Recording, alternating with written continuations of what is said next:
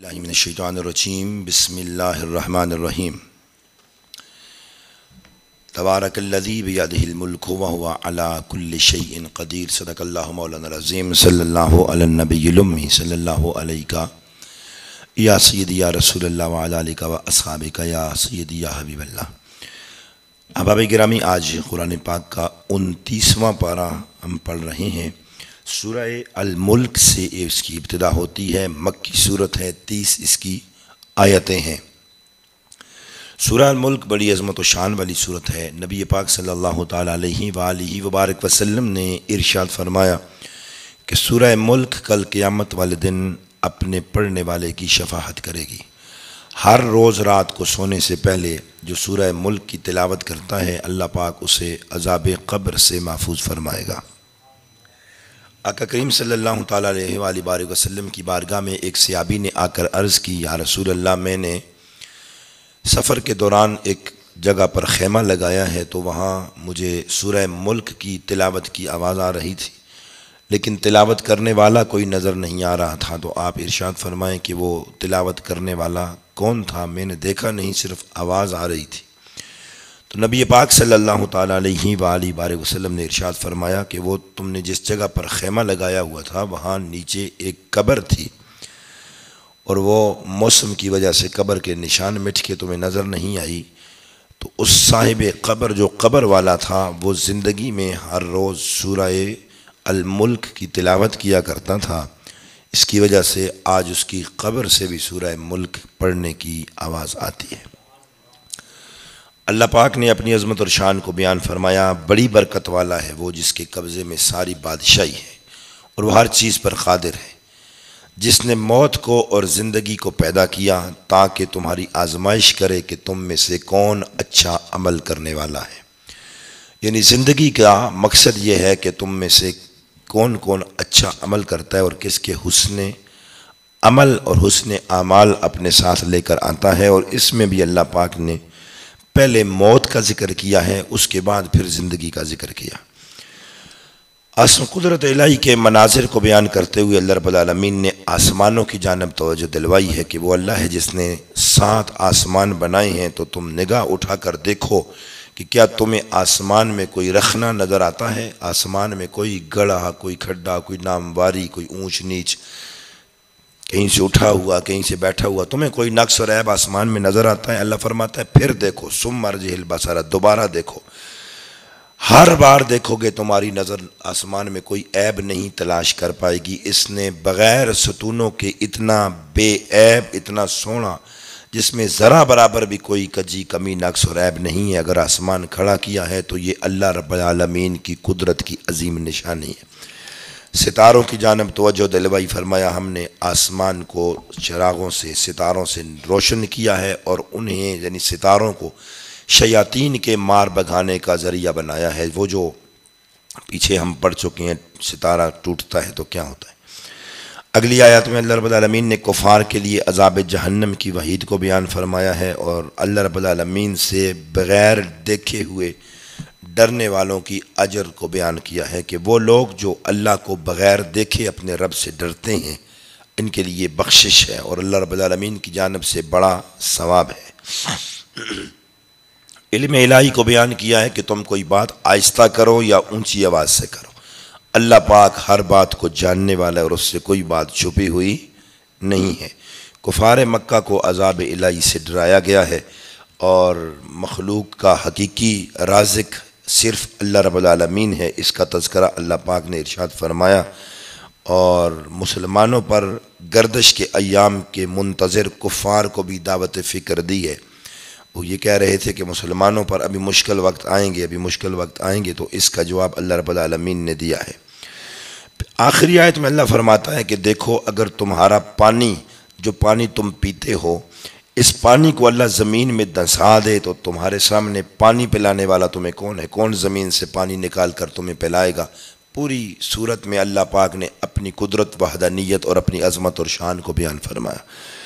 29वें पारे की दूसरी सूरत है सूरह अल क़लम। इसकी 52 आयतें हैं। अल्लाह पाक इरशाद फरमाता है, नून वल क़लम वमा यस्तुरून, मुझे कसम है कलम की और उसकी जो लिखते हैं।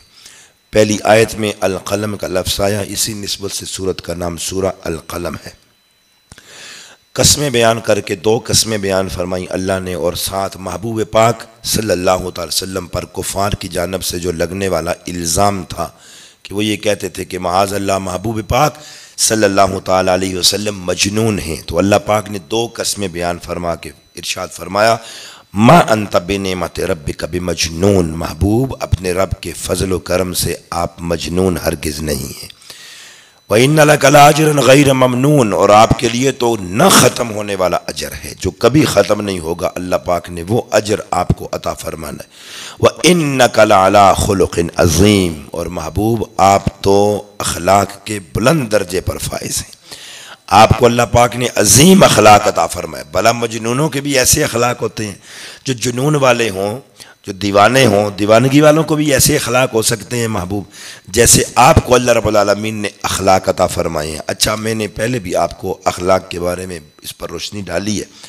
ہمارے ہاں یہ ہوتا ہے کہ ہم یہ سمجھتے ہیں کہ جو میٹھا بولتا ہو وہ اخلاق والا ہے، جو اچھی گفتگو کر لے اور بڑی جی کرنے والا ہو تو وہ اچھے اخلاق والا ہوتا ہے، لیکن بعض اوقات ایسا ہوتا ہے کہ میٹھا بولنے والا اندر سے پوری چھری ہوتا ہے اور اندر سے اپنا وہ کام پورا کر جاتا ہے اور اپنی مقصد اور مدعا کی خاطر جی کر رہا ہوتا ہے، تو اس کو آپ کبھی بھی نہیں کہہ سکتے کہ یہ اچھے اخلاق والا ہے۔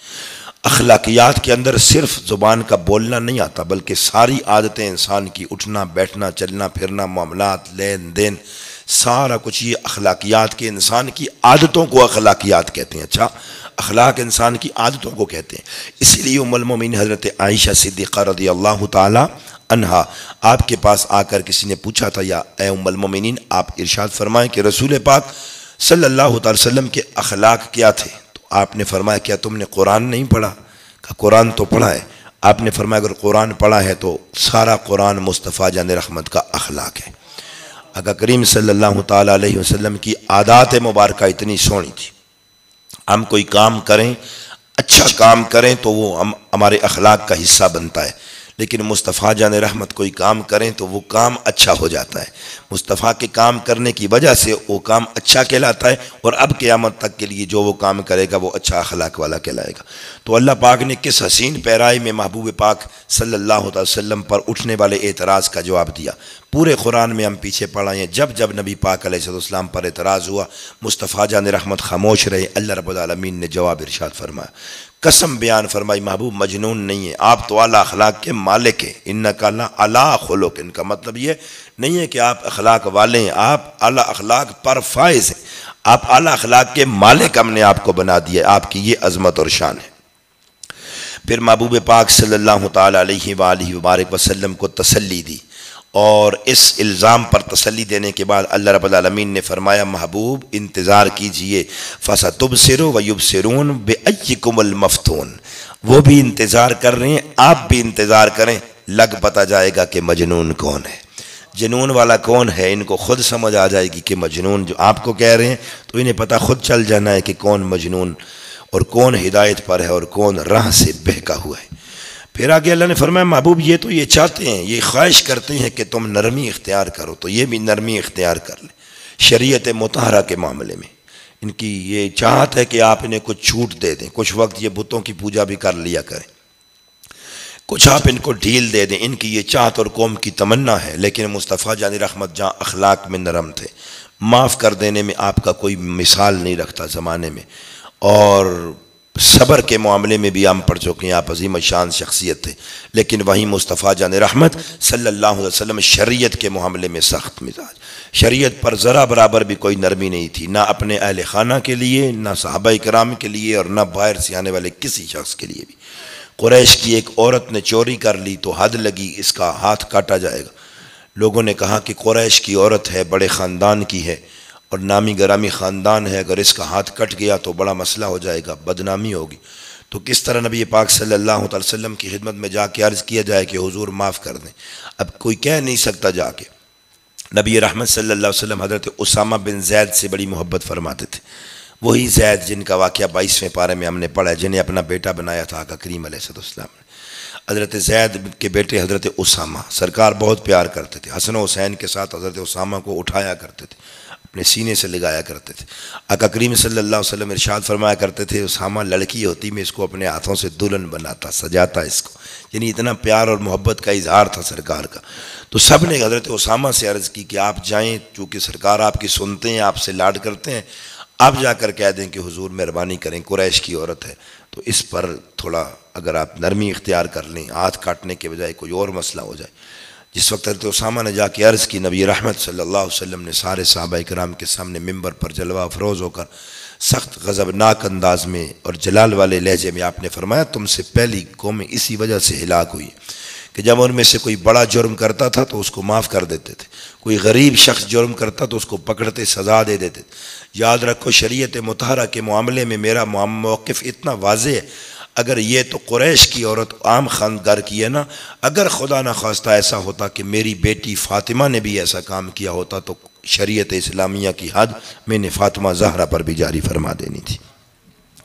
اگلی آیات میں اللہ رب العالمین نے ایک اور شخص کی بات کی ہے، وہ شخص جو نبی پاک صلی اللہ تعالیٰ علیہ وسلم کا مذاق اڑاتا تھا، اس نے گستاخی کی نبی پاک صلی اللہ تعالیٰ علیہ وسلم کی، اور قرآن پاک نے اس کی ساری ہسٹری کھول کے رکھ دی، کچا چٹھا اس کا کھول کے رکھ دیا۔ نام ہے اس کا ولید بن مغیرہ۔ اس بدبخت نے نبی پاک صلی اللہ علیہ وسلم کو منہ چڑھایا، جس کو چگے کرنا نہیں ہم کہتے، اس نے ایسی گستاخی کی نبی پاک صلی اللہ علیہ وسلم کے سامنے۔ اللہ رب العالمین نے فرمایا کل حلاف، یہ قسمیں کھانے والا ہے، مہین، یہ ذلیل ہے، یہ تانے دینے والا ہے، یہ چغلی کھانے والا ہے، یہ ادھر ادھر پھرنے والا ہے، یہ بلائی سے روکنے والا ہے، یہ حد سے بڑھنے والا ہے، یہ بہت بڑا گناہگار ہے، یہ سخت مزاج بھی ہے، بعد ذالک زنیم، یہ ناجائز اولاد بھی ہے، اپنے باپ کا ہی نہیں ہے، یہ حرامی بھی ہے، یہ اپنے باپ کا بیٹا ہی نہیں۔ جس وقت یہ آیت نازل ہوئی، اب قرآن کے الفاظ دیکھ لیں، گستاخ رسول کے لیے نرم لہجہ آپ آج بھی دنیا مانگتی ہے کہ لہجہ نرم رکھیں، قرآن نے گستاخ رسول کے معاملے میں لہجہ نرم نہیں رکھا ہے۔ اس لیے میرے اور آپ کے امام نے فرمایا تھا دشمن احمد پہ شدت کیجئے، ملحدوں کی کیا مروت کیجئے، جو ہمارے آقا کو بھونکے ہم ان کے لیے کیا پھول برسائیں گے، ہم ان کے لیے نرم لہجہ کیسے رکھ سکتے ہیں کہ اللہ رب العالمین نے یہ الفاظ اس کے لیے استعمال کر کے فرمایا حرامی ہے، باپ کا ہی نہیں ہے۔ اگلی آیت میں اللہ نے فرمایا سنسمعُ علی الخرطوم، اس کا منہ ایسا ہے جیسے خنزیر کا منہ ہو، اس کی تھوتنی ایسی ہے جیسے سور ہو، جس طرح۔ اب انسان تو اشرف المخلوقات ہے، آج بھی ہمیں یہ لیکچر دیتے ہیں نہ نام نہاد سکالر اور مذہبی سکالر، ماڈرن لوگ جو ہمارے متھے لگ گئے ہیں ٹی وی چینلز پر بیٹھ کر، جو بڑے بڑے فلسفے جھاڑتے ہیں کہ انسانی اقدار بھی ہوتی ہیں، انسانی قدریں بھی ہوتی ہیں۔ ابے انسانی قدریں کیا ہوتی ہیں؟ جو رسول پاک صلی اللہ علیہ وسلم کی عظمت کو نہیں سمجھے، قرآن تو اس کو انسان تم کہتے ہو، قرآن اس کو کہیں خنزیر کہہ رہا ہے، کہیں کہہ رہا ہے یہ ہے ہی حرام کا، کہیں کہہ رہا ہے یہ ذلیل ہے، یہ جھگڑالو ہے۔ یہ الفاظ کس کے ہیں؟ قرآن کے ہیں۔ سورہ القلم 29واں پارہ، گستاخ رسول ولید بن مغیرہ کے لیے یہ الفاظ ہیں۔ سو مومن کامل گستاخ رسول کے لیے نرم لہجہ رکھ نہیں سکتا، ہو نہیں سکتا، ممکن نہیں ہے، نہ اس سے ڈیمانڈ کی جائے، نہ وہ رکھ ہی نہیں سکتا۔ اور یہ مومن کو زیبا ہی نہیں ہے کہ اگر کوئی رسول پاک صلی اللہ علیہ وسلم کی گستاخی کرے تو آپ اس کے لیے نرم لہجہ رکھیں۔ کیسے رکھیں گے؟ جس وقت یہ حکم نازل ہوا سب کچھ، اللہ جو ستار ہے نا، پردے رکھنے والا ہے، لیکن گستاخ رسول کے معاملے میں خدا نے یہ قانون بھی توڑ دیا، فرمایا یہ حرامی ہے، اس کے اپنے باپ کا ہی نہیں ہے، اس لیے کہ یہ حلالی ہوتا تو نبی پاک کی اس طرح گستاخی نہ کرتا، مذاق نہ اڑاتا، چگے نہ کرتا نبی پاک صلی اللہ علیہ وسلم کو۔ جس وقت یہ آیت نازل ہوئی تو ولید بن مغیرہ اپنی ماں کے سر پہ جا کے کھڑا ہوا، اس نے تلوار نکالی، اس نے کہا ماں سچی گل دس، آج تک محمد پاک سے میری مخالفت اپنی جگہ، دشمنی اپنی جگہ، لیکن جو بات انہوں نے کہی ہے وہ کبھی جھوٹ نہیں ہوئی ہے، سیدھی سیدھی بات کر، معاملہ کیا ہے؟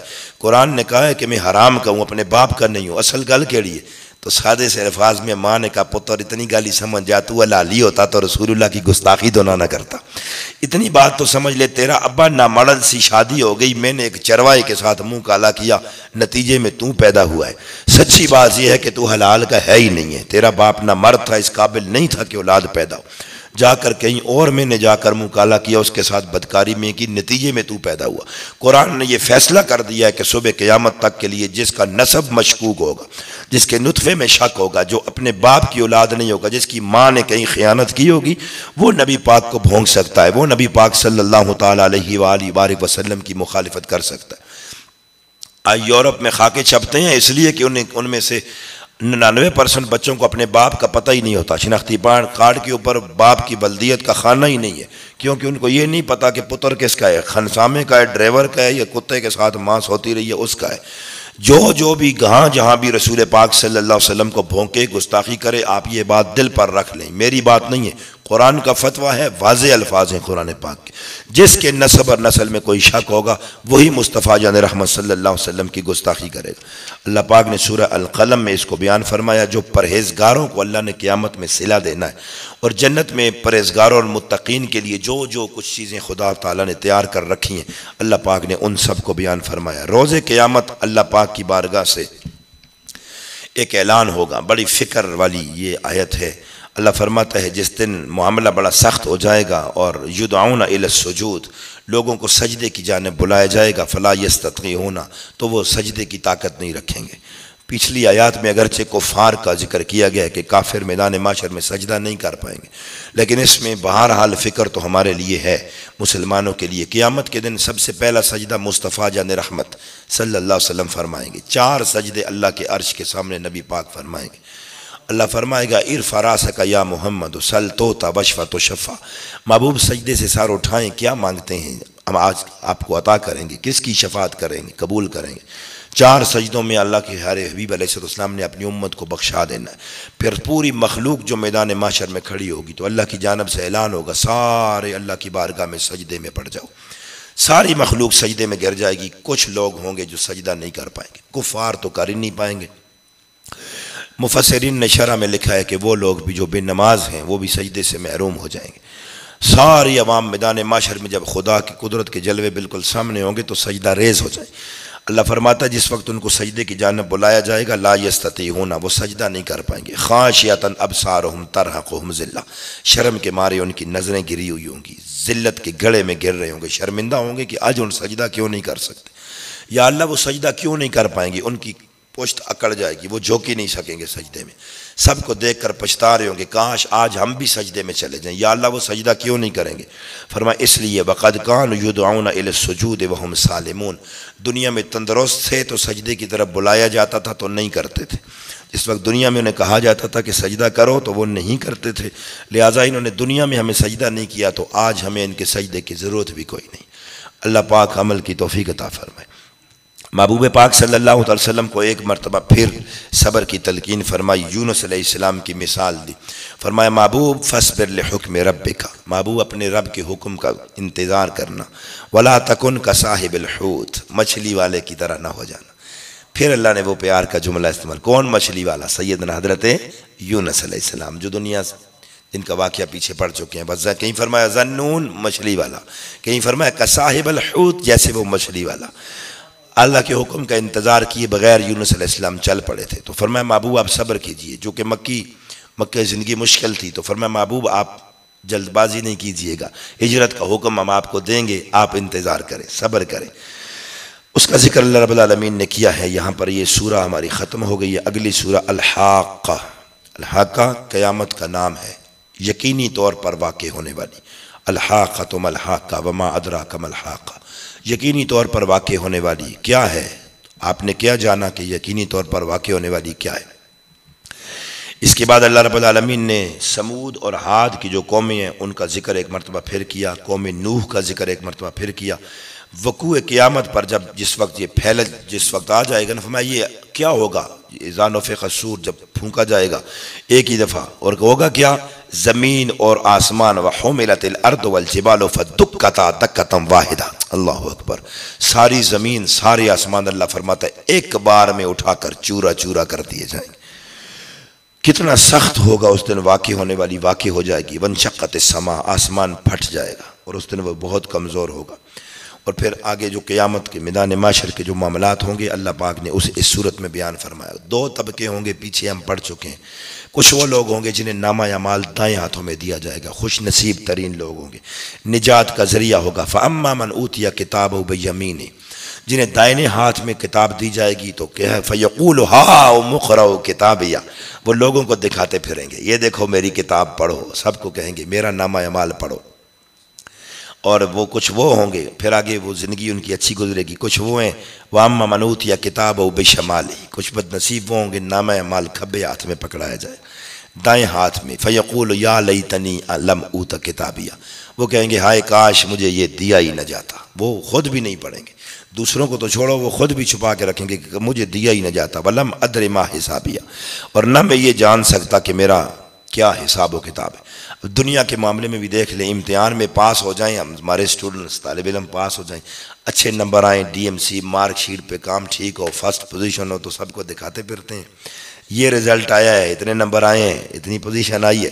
تو جڑا فیل ہوئے وہ ابے بھی نہیں دسنا، کار بھی نہیں دسنا جو گاؤں دا بھئی کیا ہوئے، وہ چھپاتا پھرتا ہے. تو یہی میدان معاشر میں ہوگا، جو فیل ہو جائے گا وہ تو خود بھی نہیں دیکھے گا، لیکن جو پاس ہو جائے گا وہ اللہ کی نعمتوں پر خوشی پورے معاشر کے میدان میں دوڑتا پھرے گا، اے میرا رزلٹ کارڈ دیکھو، میری فرسٹ پوزیشن آ گئی ہے، میں پاس ہو گیا. وہ حشر کے منظر کو اللہ رب العالمین نے بیان فرمایا. اور پھر جو بائیں ہاتھ میں جنہیں دیا جائے گا، اللہ فرماتا ہے ان کا ہوگا کیا. اللہ فرمائے گا خذوہ، پکڑو انہیں، فغلوہ، توک ڈال دو گلے میں، ثم الجحیم صلوہ، بڑھتی ہوئی آگ میں ڈال دو ان کو، پھر زنجیروں سے جکڑ دو، ایسی زنجیروں سے جن کی لمبائی 70 ہاتھ ہوگی. اللہ اکبر. کیوں؟ فرمایا اس لیے کہ عظمت والے دن پر انکار کرتا تھا. ولا یحض علی طعام المسکین، مسکینوں کو کھانا نہیں کھلاتا تھا. یہ بھی اس کا جرم تھا کہ مسکینوں کو کھانا نہ کھلانا، یہ بھی جرم ہے، یہ بھی اس کے جرموں میں شامل ہے. فلیس لہ اليوم ہاہنا حمیم، اس کا آج کوئی سنگی نہیں، کوئی دوست نہیں اس کو بچانے والا. ولا طعام الا من غسلین، آج اس کے لیے کھانے کے لیے اور کچھ نہیں، کیا ہے؟ الا من غسلین، پیپ. اللہ اکبر، استغفر اللہ العظیم. جو جسم سے نکلتا ہے وہ پیپ، جو سارے دوزخیوں کے جسم سے نکلے گا، کہا یہ پیپ اس کو پلائی جائے. لا یاکلہ الا الخاطئون، اس کو خطا کار لوگ ہی کھائیں گے. اور اللہ رب العالمین نے پھر اس اگلی پوری آیت میں قیامت کے منظر کو بیان فرمایا ہے. رسول پاک صلی اللہ تعالیٰ علیہ وآلہ بارک وسلم پر الزام تھا یہ شاعر ہے. اللہ نے فرمایا انہ لقول رسول کریم، یہ عزت والے رسول کا کلام ہے، کریم رسول کا یہ کلام ہے، یہ کسی شاعر کی باتیں نہیں. ما ہوا بقول شاعر، کسی شاعر کی یہ باتیں نہیں ہیں، لیکن تم تھوڑی ایمان لاتے ہو. ولا بقول کاہن، کسی جادوگر کی بات بھی نہیں ہے، اللہ کا کلام ہے، محبوب صلی اللہ علیہ وسلم پر نازل ہوا ہے. سورہ المعارج مکی صورت ہے، 44 آیتیں ہیں. معارج کا مطلب ہے بلندی. آیت نمبر 3 میں اللہ نے فرمایا من اللہ ذی المعارج، یہ جو قیامت آنے والی ہے اسی کا ذکر اس میں بھی آگے ہے، عذاب کا. میں یہ بلندیوں والے رب کی طرف سے ہے، اس نسبت سے اس کا نام سورہ المعارج پڑا ہے. کفار کا جو عذاب کے متعلق خیال تھا اس صورت میں اللہ رب العالمین نے اس کو بیان فرمایا. ایک مرتبہ پھر معاشر کے میدان کا نقشہ اس صورت نے بیان کیا ہے. جس دن آسمان پگھل جائے گا، پہاڑ ہلکے ہو جائیں گے، کوئی دوست کسی دوست کو پوچھے گا بھی نہیں. اور مجرم اس دن عذاب کرے، کیا کہے گا؟ یود المجرم، مجرم یہ چاہے گا، یہ خیال کرے گا کہ ہائے اگر مجھے عذاب سے جان چھوٹ جائے بس میں کیا کروں گا. یوم ایزم بے بنی ہے، میرا پتر چاہ کے نو تے مکی چھوڑ دے. آئے ہائے، آج جو کہتی ہے ماں کے صدقے جاوے پتر، ماں تیرے تے صدقے جاوے، اس دن ماں بھی کہے گی پتر پکڑ کے نو تے مکی چھوڑ دے. ایسا نفسا نفسی کا عالم ہوگا. بندہ یہ کہے گا بیٹے دے دوں خود بچ جاؤں، وصاحبتہ، بیوی دے دوں بچ جاؤں، واخی میری جگہ میرا بھائی پکڑا جائے، کاش کسی طرح میری جان چھوٹ جائے. وفصیلتہ التی تووی، بندہ کہے گا میرا پورا قبیلہ کی نگہ چھا یار امی کی چھوڑ دیو. ایسا خوفناک منظر قیامت کا ہوگا. اللہ رب العالمین فرماتا ہے نہیں، اگر آج زمین کے سارے لوگوں کو بھی بدلہ دیا جائے تو نہیں، اس کے بدلے میں نہیں لیے جائیں گے. جو پکڑا گیا ہے مجرم اسی کو پکڑا جائے گا، اسی کو لٹکایا جائے گا، اسی کو سزا دیا جائے گا. وہ بڑھتی ہوئی آگ میں ہوگا نزاعۃ للشوا، جو کھال کھینچ لینے والی آگ ہے، انسان کا چمڑا کھینچ کر اتار دینے والی. انسان کی ہرس کو بیان فرمایا، ان الانسان خلق ہلوعا، انسان کو ہم نے پیدا ہی ہرس والا کیا ہے، حریص ہے. انسان چاہتا ہے کہ زیادہ سے زیادہ حاصل ہو، وہ علم ہو پھر بھی، وہ تقوی ہو پھر بھی، وہ پیسہ ہو وہ پھر بھی، وہ شہرت ہو تو پھر بھی، اپنی اپنی ہرس ہے. اب جس کو جو ہرس لگ گئی، جس کو جو بھوک لگ گئی وہ اس کا اپنا نصیب ہے۔ اچھا حرص والا بن گیا تو وہ اللہ کی بارگاہ میں اچھا ہو جائے گا۔ علم حاصل کرنے کی حرص ہے کہ اور بھی کچھ پڑھوں اور بھی کچھ پڑھوں اور بھی۔ مصطفیٰ جان رحمت نے فرمایا دو بھوکے کبھی نہیں رجتے، دو بھوکے کبھی سیر نہیں ہوتے، دو حریص ایسے ہیں پیٹ نہیں بھرتا، ایک پیسے کا بھوکا کبھی نہیں رجتا۔ اللہ اس بھوک سے بچائے۔ یہ بھوک لگ جائے تو کربوں ہو تو پھر بھی بندہ نہیں بچتا، پھر بھی کچھ نہ کچھ ڈنڈیاں مارتا، پھر بھی ہوتا ہی رہتا ہے لوٹ مار۔ پیسے والا کبھی رجتا نہیں۔ ہم نے آج تک زمانے میں ایسا بندہ کوئی نہیں دیکھا ہوگا کہ جو کہے پیسے کما کما کے یہ کہے کہ بس اب بہت کمائیں۔ اچھا غریب رج جاتا ہے، امیر نہیں رجتا، یہ بھی بڑے مزے کی بات ہے۔ جس کے پاس کچھ نہ ہو وہ پھر رج جاتا ہے، وہ کہتا ہے الحمدللہ بس ٹھیک ہے۔ لیکن جس کو یہ چسکا لگ جائے وہ کہتا ہے ایک برانچ ادھر بھی کھول لو، دوسری شاخ اگر ادھر بھی کھل جائے تو ٹھیک ہے۔ اس شہر میں ایک کام چل رہا ہے، اگر دوسرے میں بھی کھل جائے تو اور اچھا ہے۔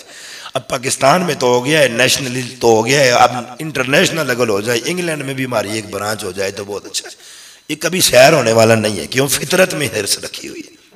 اور کہیں اگر کسی کو علم کی بھوک لگ جائے وہ کہتا ہے یہ بھی پڑھ لوں، آگے یہ بھی پڑھ لوں، آگے یہ بھی پڑھ لوں، اس کا سارا نقطہ نظر علم کی جانب ہوتا ہے۔ اب یہ قدر اور نصیب ہے جس کو جو بھوک لگ گئی، تو ہے بہرحال فطرت میں حرص، کیونکہ قرآن نے کہہ دیا ہم نے انسان کو فطرتاً حرص رکھی۔ مصطفیٰ جان رحمت کو بھی حرص تھی۔ اللہ اکبر، کیا حرص تھی؟ قد جاءکم رسول من انفسکم، لقد جاءکم رسول من انفسکم عزیز علی ما عنتم حریص علیکم۔ میرے محبوب کو تمہاری حرص ہے، میرے محبوب چاہتے ہیں تم بخشے جاؤ۔ سرکار کو امت کی حرص تھی کہ یہ اپنی ذات کے لیے کوئی حرص مصطفیٰ جان رحمت کو نہیں تھی، وہ حرص بھی امت کے لیے تھی کہ میری امت بھی بخشی جائے۔ لہٰذا کوشش کریں اگر حرص بھی ہو تو کسی اچھے کام کی حرص اللہ عطا فرمائے۔ اور جب کوئی برائی انسان کو پہنچے تو گھبرانے والا ہو جاتا ہے، لیکن جب کوئی اچھائی پہنچے تو منہ پھیر کر چلا جاتا ہے۔ اس کو یہ بھی فطرتاً انسان کے اندر پایا جاتا ہے، اس کو بیان کیا اللہ رب العالمین نے۔ لیکن سارے ایسے نہیں ہوتے، الا المصلین، مگر نماز پڑھنے والے۔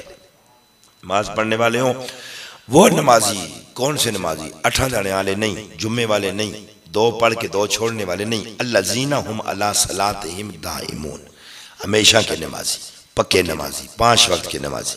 اللہ پاک انہیں اس بھوکی حرص سے بچا لیتا ہے، اللہ پاک انہیں بے صبری سے ناشکری سے بچا لیتا ہے، وہ جو 5 وقت کے نمازی ہوتے ہیں۔ اور وہ نمازی ہم نے پہلے پڑھ لیا 18ویں پارے میں کہ خشوع و خضوع والے نمازی، جو نماز کو ادب و احترام کے ساتھ پڑھتے ہیں تو وہ نماز انسان پر بڑا کرم کرنے والی ہے۔ اور اس کے ساتھ ساتھ والذین فی اموالہم حق معلوم للسائل والمحروم، خالی نمازیں پڑھ کے مال اپنا خزانہ بینک میں جمع کر کے بیٹھ نہیں جاتے، بلکہ ان کے مال میں مانگنے والوں کا حق ہوتا ہے، للسائل والمحروم، مانگنے والوں کا اور جو نہ مانگنے والے ہیں ویسے محروم، ان کا حق ہے۔ احسان نہیں ہے کوئی کسی کو دے رہا ہے تو یہ بھی یاد رکھیں کہ آپ دے کر ہم یہ سمجھیں کہ یہ لو پیسے ہم احسان نہ۔ اللہ نے فرمایا ان کے مالوں میں والذین فی اموالہم حق معلوم، ایک معلوم کیا ہوا گنا ہوا حق ہے ان کے مالوں میں، کیا؟ زکوٰۃ، اور اس کے علاوہ دیگر صدقات بھی۔ یہ ایک مسکین کے غریب کے حقوق میں سے امراء پر ذمہ داری ہے جو ان کو ادا کرنا ہے، دینا ہے انہوں نے۔ والذین یصدقون بیوم الدین، وہ قیامت کے دن کی تصدیق کرتے ہیں۔ آگے پوری آیات کے اندر 35 نمبر آیت پر پھر ان کی صفتوں کو اللہ نے بیان فرمایا۔ کفار کا برا رویہ بیان کر کے جنت سے ان کی محرومی لائی ہے۔ سورہ نوح یہ بھی مکی صورت ہے، 28 آیتیں ہیں۔ حضرت نوح علیہ السلام کا ایک مرتبہ پھر تذکرہ اللہ رب العالمین نے کیا کہ نوح علیہ السلام کو ہم نے بھیجا، واقعہ ہم پیچھے پڑھ چکے ہیں۔ صرف اتنی سی بات ہے کہ حضرت نوح علیہ السلام نے اللہ کی بارگاہ میں یہ دعا کی کہ یا اللہ رب لا تذر علی الارض من الکافرین دیارا۔ 950 سال تبلیغ کرنے کے بعد 80 یا 82 بندے مسلمان ہوئے، اور بہت بگڑی تگڑی قوم۔ تو نوح علیہ السلام باوجود اس کے کہ اللہ کی عظیم الشان نبی ہیں، آپ نے اللہ کی بارگاہ میں ہاتھ اٹھا دیے، یا اللہ یہ ایمان لانے والے نہیں ہیں، یہ بھی نہیں لائیں گے، ان کی نسلیں بھی نہیں لائیں گی۔ آپ یہ بھی اندازہ کر لیں کیا فرمایا، یہ نبی کی نگاہ ہے۔ حضرت نوح علیہ السلام نے کہا یا اللہ یہ تیرے بندوں کو بھی گمراہ کر دیں گے، وَلَا يَلِدُوا إِلَّا فَاجِرًا كَفَارًا، ان وچوں بھی اگے چنگے جمنے دی امید کوئی نہیں ہے کہ ایسا ہو کہ ان کی اولاد ٹھیک ہو جائے، یہ اولاد بھی نکمی پیدا کریں گے، تو ان میں سے کسی کو بھی زندہ نہ چھوڑ۔ ایک نوح علیہ السلام کی شان ہے، ان کی اپنی شان ہے، ان کی اپنی نگاہ تھی۔ ایک ہمارے مصطفیٰ جان رحمت، طائف والوں نے پتھر مار کے زخمی کیا، جبرائیل امین آگے یا رسول اللہ یہ پہاڑوں کا فرشتہ ساتھ ہے، آپ کی اجازت چاہیے، آپ اجازت دیں تو پہاڑ اٹھا کر ان کے اوپر پھینکیں، ان کو کچل دیں۔ تو مصطفیٰ جان رحمت صلی اللہ علیہ وسلم نے فرمایا نہ جبرائیل، یہ مجھے جانتے نہیں، اللہ نے مجھے رحمت بنا کر بھیجا، یہ ایمان نہیں لاتے تو کوئی بات نہیں، ان کی نسلیں تو ضرور کلمہ پڑھ کے مسلمان ہو جائیں۔ آج طائف کی وادی میں دیکھیں جگہ جگہ سارے مسلمان بستے ہیں الحمدللہ۔ میں اس طائف کی وادی کو دیکھ کے آیا ہوں، وہ مسجد کی زیارت بھی مسجد عداس جہاں سرکار زخمی حالت میں تشریف فرما ہوئے تھے، اس کی بھی زیارت مجھے اللہ پاک نے نصیب کی۔ آج طائف میں بھی اللہ رسول کی باتیں ہو رہی، لیکن نوح علیہ السلام نے دعا کی، اور دعا نبی کی دعا ہوتی ہے، اور دعا ہوتی ہے، الفاظ استعمال کیے، ایک کو بھی نہ چھوڑنا، پھر خدا نے کشتی والوں کے سوا کسی کو بھی نہیں چھوڑا، وہی بچے جو کشتی میں بیٹھے ہوئے تھے، اس کے علاوہ سب کو غرق کر دیا۔ حضرت نوح علیہ السلام کی دعا کو آخر میں اللہ رب العالمین نے بیان فرمایا، رب اغفر لی ولوالدی، اللہ میری مغفرت فرما، میرے والدین کی مغفرت فرما، وَلِمَنْ دَخَلَ بَيْتِيَ مُؤْمِنًا وَلِلْمُؤْمِنِينَ وَلِلْمُؤْمِنَاتِ، جو میرے گھر میں حالت ایمان میں داخل ہوئے ان کو بھی بخش، اور ساری دنیا کے مومنین مومنات کی بخشش اور مغفرت فرما۔ اگلی آیت سورہ جن ہے، مکی سورت ہے، اس کی 28 آیتیں۔ اللہ رب العالمین کے پیارے حبیب صلی اللہ علیہ وسلم کا میں نے آپ کے سامنے پچھلے درس میں بیان کر چکا، ایک وادی نخلہ سے گزر ہوا تو نصیبین کے جنوں نے صبح کی نماز میں نبی پاک صلی اللہ علیہ وسلم کو قرآن پاک کی تلاوت کرتے ہوئے سنا۔ اب یار اگر اچھا کوئی قاری قرآن پڑھ رہا ہو تو مزہ کتنا آتا ہے، اس طرح اگر صحابہ قرآن پڑھ رہے ہوں گے تو کتنا مزہ آتا ہوگا، اور جس وقت نبی پاک خود قرآن پڑھ رہے ہوتے ہوں گے تو کتنا مزہ آتا ہوگا نا۔ گزرتے ہوئے جنوں کو جب قرآن پاک کی تلاوت کی آواز آئی تو وہ ادھر سارے ٹھہر گئے۔ اللہ اکبر، انہوں نے قرآن پاک سنا، یہودی جن تھے، تورات کے عالمین تھے، وہ اپنی قوم میں گئے، انہوں نے کہا آج ہم نے ایک عجیب قرآن سننا ہے، قالوا انا سمعنا قرآنا عجبا، ہم نے آج ایک عجیب قرآن سنا ہے، یہدی الی الرشد، وہ ہدایت کی طرف بلاتا ہے، فآمنا بہ، ہم تو اس پر ایمان بھی لے آئے۔ مصطفیٰ کی زبان سے قرآن سن کر ہی جن ایمان لے آئے مصطفیٰ جن رحمت کی غلامی میں۔ پھر اگلی دفعہ 300 جنات آئے، مدینے کے بعد ٹھہرے، مصطفیٰ جان رحمت مکہ کے باہر، نبی پاک صلی اللہ علیہ وسلم کے پاس ایک جن حضر ہوا، یا رسول اللہ جن ملنے آئے ہیں، آ جائیں سرکار، میں آ نہ جائیں، ادھر ہی بیٹھے، میں خود ادھر آتا ہوں۔ حضور رات کو وہاں تشریف لے گئے، صحابہ فرماتے ہیں ہمیں فکر ہو گئی کہاں چلے گئے، صبح سرکار نے فرمایا جن آئے تھے کلمہ پڑھنے، مسلمان کیے ہیں، آؤ تمہیں دکھاؤں رات کو میرے ان کے ساتھ کہاں معاملات ہوئے ہیں۔ کہتے ہیں وہاں سواریوں کے نشانات بھی تھے، آگ جلنے کے نشانات بھی تھے، ایسا لگتا تھا جیسے کوئی قافلہ یہاں پر ٹھہرا ہو۔ تو مصطفیٰ جان رحمت صلی اللہ تعالیٰ علیہ وآلہ بارک وسلم رسول الانس والجن، جنات کے بھی رسول۔ تو انہوں نے آگے اس پوری صورت میں اللہ نے جنوں کے ہی باتیں کی ہیں، جنات کے ہی آلات ہیں۔ اب چونکہ یہ خلاصہ ہے، تفصیل نہیں ہے، ہوتا یہ تھا کہ یہ جن پہلے انسانوں سے ڈرتے تھے، بہت ڈرتے اور بھاگتے ہوتے تھے، لیکن جاہلیت غالب آتے آتے اتنی آ گئی، لوگوں نے جنوں کی پوجا بھی شروع کر دی، جنوں سے مدد مانگنا شروع کر دی، اور ان جنوں نے خود نبی پاک صلی اللہ علیہ وسلم سے یہ کہا کہ وَأَنَّهُ كَانَ رِجَالٌ مِّنَ الْإِنسِ يَعُوذُونَ بِرِجَالٍ مِّنَ الْجِنِّ فَزَادُوهُمْ رَهَقًا۔ تو جب کسی قافلے والوں نے ٹھہرنا ہوتا تو ادھر جا کے جنوں سے پناہ مانگ لیتے کہ اتنے جڑے کوئی جن ہو، اسی پناہ مانگنے ایسا کوئی تکلیف نہ دیو۔ یہ جن وادیوں میں نہیں ہوتے تھے، یہ ویرانوں میں، یہ انسان سے خوف کھا کے ویرانوں میں باغتے اور رہتے تھے، جنگلوں میں، بیابانوں میں، کسیاں شسیاں بچ پڑا، پہاڑوں میں۔ لیکن جس وقت وہ جاہل لوگوں نے نہ ادھر جا کے پناہ مانگنا شروع ہو گئی کہ ہم جنوں ہم ادھر رہنے لگے، ہم کو نقصان نہ دینا، تو جنہ آخیا وہ یہ تو چبلن یہ ساڑھے کو ڈرنے، اسی ہمیں انہوں کو نستے پھرتے ہیں جنگلوں میں، انہوں کی تو کوئی حیثیت ہی کوئی نہیں ہے، یہ ساڑھے کو پناہ مانگتے ہیں، اس کا مطلب ہے ایسے کوئی بہوں ڈاڑے ہیں۔ تو قرآن یہ کہہ رہا ہے جنہوں نے خود یہ کہا کہ ہمارے جنوں میں سے، کچھ جنوں کے مردوں میں سے انسانوں کے مردوں نے پناہ مانگنا شروع کر دی تھی، اس وجہ سے پھر جنوں کی سرکشی بڑھ گئی ہے، پھر یہ گھروں میں گھس آئے، اب گھروں میں ہیں، اب آبادیوں میں، مساجد میں، قبرستانوں میں، پھر آ کے گھروں کے قریب قریب ڈیرے لگا دیے، گھروں کے بندے ہوئے باتھ روموں میں ڈیرے لگائے ہوئے ہیں خبیث جنات۔ تو اس لیے ان کی سرکشی بڑھ گئی، حالانکہ ان کی کوئی حیثیت اور اوقات انسان کے سامنے نہیں تھی۔ اور پھر مصطفیٰ جان رحمت صلی اللہ تعالی وسلم کے، اور پھر انہوں نے کہا یا رسول اللہ، ہم ایسا ہوتا تھا کہ آسمان کی طرف جاتے تھے، فرشتے وہاں جو باتیں کرتے نا، تو یہ جن آسمان کے قریب جا کے ان کی باتیں سن کے آ کے نجومیوں کو بتاتے تھے، صاحب کتاب کرنے والوں کو بتا دیا کرتے تھے، کچھ اپنے پاس سے بھی ملا لیتے تھے اور کچھ ادھر سے سن کے آتے تھے۔ لیکن جس وقت نبی پاک صلی اللہ علیہ وسلم کی ولادت ہوئی تو جنوں کا اوپر جانا بند ہو گیا، یہ جو شہاب ثاقب ستارہ ٹوٹ کے گرتا ہے، جن کوئی آسمان کی جانب جاتا ہے خبر لینے کے لیے تو آسمان سے ستارے فرشتے ان پر آگ کا گولا برساتے ہیں اور جن اوپر جا نہیں سکتا۔ اب کوئی جن بھی آسمان کی خبر نہیں لا سکتا جب تک مصطفیٰ جان رحمت صلی اللہ تعالیٰ علیہ وآلہ بارک وسلم تشریف لائیں اس کے بعد سے۔ لہٰذا اب اگر کوئی جن آج سے جا کر کسی پوچھے مجھے جن نے کہا ہے کہ تیرے مقدر اور نصیب میں یہ، تو نرا بکواس ہے، وہ کچھ بھی نہیں ہے۔ جنات کو غیب کی خبریں اگر ہوتی تو پیچھے سلیمان علیہ السلام کے واقعے میں آپ پڑھ چکے ہیں، اللہ نے واضح طور پر نص قرآن سے فرما دیا انہیں یہ عذاب میں سلیمان علیہ السلام کا وصال ہو گیا، سال پورا سلیمان علیہ السلام وصال فرما کے سوٹی کے سارے کھڑے رہے، تو یہ دیہڑیاں لگاتے رہے مسجد اقصیٰ آئے، مسجد اقصیٰ اللہ اکبر سلیمان علیہ السلام نے بنوائی ان سے۔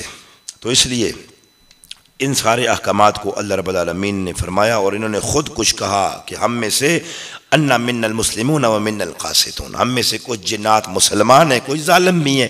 جو مسلمان جنات ہیں وہ اچھے ہوتے ہیں، اور ظالم جو ہیں وہ تو شیطان کے پتر ہیں، وہ تو ویسے انسان کے دشمن ہیں۔ وہ جنات کے معاملے میں ایک دفعہ پورا خطاب آپ کے سامنے کر چکا ہوں اگر آپ کے ذہنوں میں ہو تو۔ اگلی آیت میں اللہ رب العالمین نے ارشاد فرمایا، محبوب آپ ارشاد فرمائیں کہ ذاتی طور پر میں نفع نقصان کا مالک نہیں ہوں، ہاں اتنا جو اللہ رب العالمین چاہے وہ ہو سکتا ہے۔ اور اس کے بعد ایک آیت اگلی میں واضح طور پر ارشاد فرمایا کہ سنو عالم الغیب، یہ سورہ الجن کی آیت نمبر 27 ہے، عالم الغیب فلا یظہر علی غیبہ احدا، علم غیب کا جاننے والا صرف اللہ ہے، وہ کسی پر غیب ظاہر نہیں کرتا، غیب کا علم اللہ کسی کو نہیں دیتا، الا من ارتضی من رسول، مگر ہاں اپنے رسولوں میں سے جس پر راضی ہو اسے اللہ غیب کا علم عطا فرما دیتا ہے۔ قرآن کا یہ فیصلہ آپ دیکھ رہے ہیں، قرآن میں نے آپ کے سامنے قرآن رکھ کے پڑھا ہے، الف لام میم سے شروع ہوئے ہیں، آج 29ویں پارے تک قرآن پاک ہمارا اختتام پذیر ہونے والا ہے۔ اہل سنت کے سارے عقائد اللہ رب العالمین نے قرآن پاک کے اندر بیان فرمائے، اور ساری باتوں کو اللہ رب العالمین نے قرآن پاک میں بیان فرمایا، اور غیب کے معاملے میں بھی قرآن پاک کی یہ واضح آیت ہے کہ ہم اپنے رسولوں میں سے جسے چاہتے ہیں اسے غیب عطا فرماتے ہیں۔ اور آپ کو پتہ ہے اللہ رسولوں سب کو چاہتا ہے، لیکن سب رسولوں میں سب سے زیادہ کسے چاہتا ہے یہ بتانے کی بات نہیں ہے کہ خدا رسولوں میں سے سب سے زیادہ محبت کس کے ساتھ کرتا ہے۔ بہت سارے لوگ جو کلمہ پڑھ کے مسلمان ہوئے نا صحابہ کرام میں سے، وہ اسلام لائے بھی نبی پاک صلی اللہ علیہ وسلم کے علم غیب کی وجہ سے ہی تھے۔ حضرت عباس رضی اللہ تعالیٰ عنہ، نبی پاک کے چچا جان حضرت عباس، یہ بھی رسول پاک کے علم غیب کو دیکھ کر ایمان لائے تھے۔ بدر میں قید ہو گئے تو فدیہ مقرر کیا گیا، نبی پاک صلی اللہ علیہ وسلم نے فرمایا فدیہ دو، تو حضرت عباس کہنے لگے میرے پاس تو کچھ بھی نہیں ہے، میرے پاس تو کچھ بھی نہیں ہے، میرے پاس تو مال پیسہ دینے کے لیے کچھ ہے ہی نہیں ہے۔ تو نبی پاک صلی اللہ علیہ وسلم نے فرمایا چچا کچھ بھی نہیں ہے؟ نہیں ہے، میرے پاس کچھ بھی نہیں ہے فدیہ دینے کے لیے، چھوڑنا ہے تو چھوڑ دو، رکھنا ہے تو رکھ لو۔ آپ نے فرمایا چچا نہیں دینا تو یہ اگلی بات ہے، لیکن وہ سونا کیا کیا ہے جو اپنے گھر میں آتے ہوئے چاچی کو دے کر آئے تھے، یہ سونا رکھ لو، میں اگر مارا گیا تو یہ تمہارے کام آئے گا، بچوں کے کام آئے گا، زندہ آ گیا تو نکال لیں گے، استعمال کر لیں گے۔ حضرت عباس کے جسم پر راشہ طاری ہو گیا، جسم پر کب کبی طاری ہوگی۔ حفیظ جالندری نے اس کو اپنے دیوان میں لکھا ہے اس پورے واقعے کو۔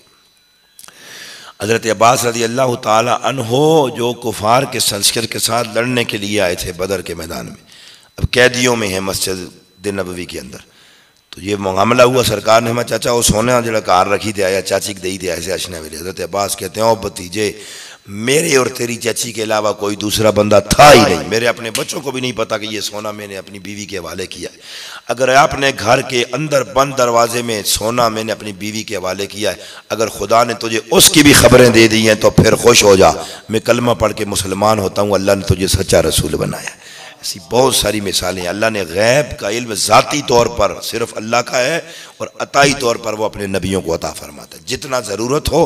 اور سب سے زیادہ غیب کا علم کس کو عطا فرمایا؟ مصطفیٰ جان رحمت صلی اللہ علیہ وسلم کا۔ یہ جو سارے آنے والی خبریں بتائی ہیں غیب کی خبریں نہیں ہیں، یہ ساری مصطفیٰ جان رحمت نے بتائی ہیں۔ قیامت آئے گی، قیامت کے بعد کہ یہ قبر میں کیا ہوگا جو ہم آپ کے سامنے بیان کرتے ہیں، ہم کوئی قبر سے مڑ کے تو نہیں آئے ہوئے، یہ سب کچھ تو ہمیں مصطفیٰ جان رحمت نے بتایا۔ ہم آپ کو کہہ رہے ہیں دجال آئے گا تو ہمیں کیا پتا، مصطفیٰ نے بتایا، آیا نہیں آئے گا تو بتا دیا۔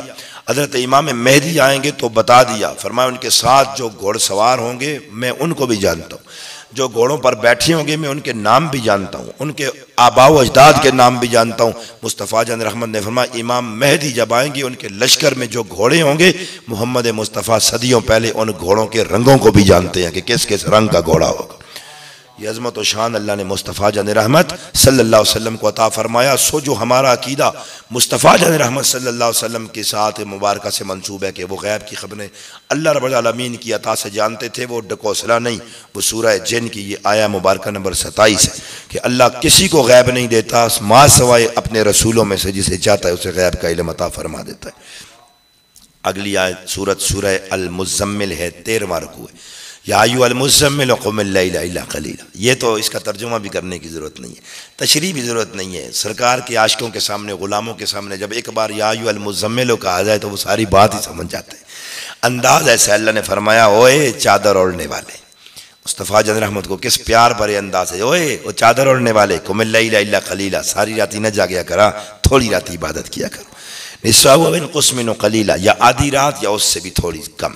ساری رات جاگے مصطفیٰ جان رحمت، تکلیف محسوس ہوئی، طبیعت پر بوجھ آیا، پاؤں میں ورم آئے تو اللہ محبوب ساری رات نہ جاگیں، دن کو بھی آپ کو بہت سارے کام ہوتے ہیں۔ اللہ اکبر، کیا پیار والے جملے ہیں۔ محبوب ان لک فی النہار سبحا طویلا، دیہڑی بھی بہت سارے کام ہوندے ہیں، تو دین دی تبلیغ سے کہتے کدھر جلنے ہیں، تھکے ہونے ہیں، تھوڑی دیر نماز پڑھیا کرا تو باقی راتی آرام بھی فرما کیا کرا۔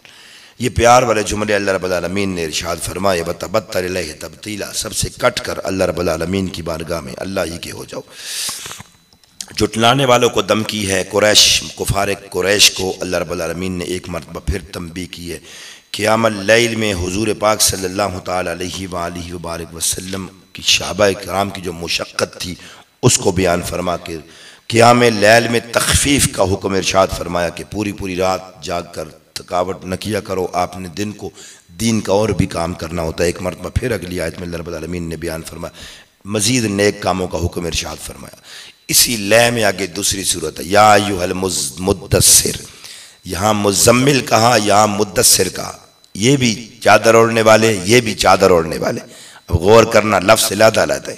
یا ایھا المزمل اس وقت کا کہا جب مصطفیٰ چادر اوڑھ کر نماز پڑھ رہے تھے، یا ایھا المدثر اس وقت کہا جب سرکار چادر اوڑھ کر آرام فرما رہے تھے، لیٹ رہے تھے۔ تو وجہ کیا، ایک ہی لفظ کیوں نہیں؟ مفسرین فرماتے ہیں اس لیے کہ مزمل پتلی چادر کو کہتے ہیں، مدثر موٹی چادر کو کہتے ہیں، کمبل کو کہتے ہیں۔ جس وقت پہلے مزمل کہا تو پتلی چادر کی ہوئی تھی تو مزمل کہہ کر بلائے، جب مدثر کہا تو موٹی چادر کمبل لے کر لیٹے ہوئے تھے تو مدثر کا۔ اس مصطفیٰ کی کیا شانیں ہیں، پتلی چادر کرے تو خدا پتلی چادر کا ذکر کرتا ہے قرآن میں، موٹی چادر کرے تو خدا موٹی چادر کا ذکر کرتا ہے۔ کیا عظمت! اور قم فانذر، محبوب کھڑے ہو جائیے۔ 6 حکم اللہ نے ارشاد فرمایا اپنے محبوب کو، ڈر سناؤ لوگوں کو، اپنے رب کی بڑائی بیان کیجیے، اپنے کپڑے پاک رکھیں، گندگی سے دور رہیں، زیادہ لینے کی خاطر کسی پر احسان نہ کریں، اور اپنے رب کی خاطر آپ صبر کرتے رہیں۔ اس صورت کے اندر بھی اللہ رب العالمین نے ایک دفعہ پھر اس بدبخت ولید بن مغیرہ کی بات کی ہے کہ ہم نے اس کو مال پیسہ کھلا، یہ بہت امیر کبیر تھا لیکن وہ سب کچھ کام نہیں آیا، پیسہ کام نہیں آتا، یاد رکھیں رسول پاک کی محبت کام آتی ہے۔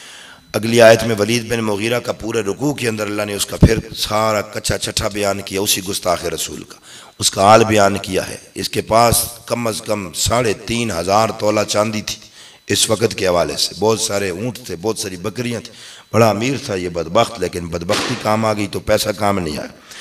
اگلی آیت میں اللہ رب العالمین نے جنتیوں کا جہنمیوں سے جو سوال جواب ہوں گے اس کو بیان کیا ہے۔ کیا سوال کریں گے جنتی؟ فی جنات، جو جنت والے ہوں گے نا، یتساءلون، وہ جہنمیوں سے پوچھیں گے، عن المجرمین، مجرم جتنے ہوں گے ان سے جنتی جہنمیوں سے سوال کریں گے، ما سلککم فی سقر، تساں دوزخ وچ کیاں گیا ہو، تم نے کیا کیا ہے کہ تمہیں دوزخ میں پھینک دیا ہے؟ ساڈے گرائیوں نے سے اپنے پہچان لیں گے کہ میں ادھر جلیاں تو ادھر کیاں جلیاں، تو کیا کرنا ہونا سے؟ تو یہ قرآن بیان کرتا ہے، قالوا لم نک من المصلین، وہ سب سے پہلی بات یہ کہیں گے ہم نماز نہیں پڑھتے تھے۔ ہم جہنمیوں کا پہلا جواب یہ ہوگا کہ ہم نماز نہیں پڑھتے تھے، وَلَمْ نَكُ نُطْعِمُ الْمِسْكِينَ، مسکینوں کو کھانا نہیں کھلاتے تھے، کوئی مانگنے کے لیے آ جائے ہمیں موت پڑ جاتی تھی، دیتے نہیں تھے، آپ بھی نہیں کھاتی تھے، مسکینوں کو کیا کھلاؤں، ہم کھانا نہیں کھلا سکتے تھے، دسترخوان کے معاملے میں ہماری بس تھی، اس وجہ سے اللہ نے پکڑ لیا۔ وَكُنَّا نَخُوضُ مَعَ الْخَائِضِينَ، برے لوگوں کے پاس، بےہودہ لوگوں کے پاس بیٹھا کرتے تھے۔ یہ بھی قیامت میں مجرموں میں جہنم میں جانے کا ذریعہ ہوگا، بےہودہ لوگوں کے پاس بیٹھنا، جو فاش گفتگو کرتے ہوں، ایویں گالیاں بکواس کرنے والے لوگ، ایسی محفل جس میں فاش گوئی ہو، بیہودہ باتیں ہو، فضولیات والے کام ہو، کوئی اچھی سوچ نہ ہو، کوئی اچھی فکر نہ ہو، کوئی اچھا کام نہ ہو، تو یہ کیا کہیں گے؟ کننا نخوض مع الخائضین، ان بیہودہ لوگوں کے پاس بیٹھتے تھے، بیہودہ لوگوں کے پاس بیٹھنے کی وجہ بھی ہمارا آج جہنم میں جانے کی وجہ ہوئی، اور ہم قیامت کے دن کو جھٹلایا کرتے تھے، یہاں تک کہ ہمیں موت آ گئی۔ اور پھر اللہ رب العالمین نے ان کی مثال کیا فرمائی، پھر ان کو ایسے جہنم کی جانب بھیجا جائے گا، کیسے؟ کانہم حمر مستنفرہ، جس طرح بڑکے ہوئے گدھے ہوتے ہیں، کھوتیاں دا ریوڑ جس طرح نس پیندا ہے، اس طرح یہ جائیں گے۔ کیا ہے الفاظ؟ قرآن کے۔ فرت من قسورہ، جس طرح گدھوں کے پیچھے شیر لگے تو کھوتے نسنے نہ، جس طرح ایک کتا بھی لا چھوڑو تو کھوتے کس طرح نسنے، تو جی شیر لگیا ہوا ہے تو کھوتے کس طرح بدک کے بھاگتے ہیں، میں جس طرح گدھوں کے پیچھے شیر لگا ہو تو وہ بھاگ جاتے ہیں، پھر یہ مجرم ایسے بڑکائے گی، آگ کی جانب بھیجے جائیں گے۔ سورہ قیامت ہے، اللہ رب العالمین نے سورہ قیامت مکی ہے، 40 آیتیں ہیں، اس آیت میں اللہ رب العالمین نے قیامت کا پورا ذکر قرآن پاک میں اللہ رب العالمین نے اس سورت میں قیامت کا کیا ہے، اور مصطفیٰ جان رحمت